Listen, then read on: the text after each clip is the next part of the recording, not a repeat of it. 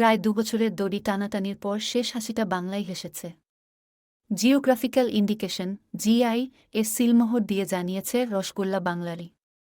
আসুন জেনে নেওয়া যাক রসগোল্লার ইতিহাস। হ্যালো ফ্রেন্ডস, আজকে আপনাদের শোনাব রসগোল্লার ইতিহাস। জিআই কর্তৃপক্ষের প্রতিবেদনে বলা হয়েছে, রসগোল্লার বয়স খুব বেশি হলে ১৫০ বছর। বাগবাজারের নবীন দাস বা ফুলিয়ার হারাধন ময়রাদের হাতে তার শ্রীবৃদ্ধি।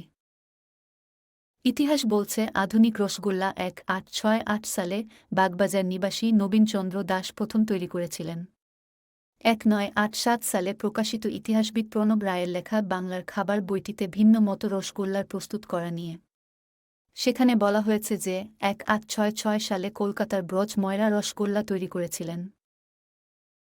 ইতিহাস অনুযায়ী ১৮৫৭ সালে সিপাহী বিদ্রোহের সময় রসগোল্লা নামক মিষ্টিটির অস্তিত্ব ছিল না। অন্য একটি মতে নদিয়ার দিকেও রসগোল্লার শ্রীবৃদ্ধি ঘটে। শোনা যায়, পর্তুগিজদের কাছ থেকে দুধ থেকে ছানার খাবার প্রস্তুত করার পদ্ধতি শিখে এই মিষ্টি প্রস্তুত করা হয়। ১৯৩০ এর দশক থেকেই বাগবাজারের নবীন দাসের পুত্র কেসি দাসের সংস্থার তরফে রসগোল্লা টিনবন্দি করার প্রযুক্তি রপ্ত করা হয়।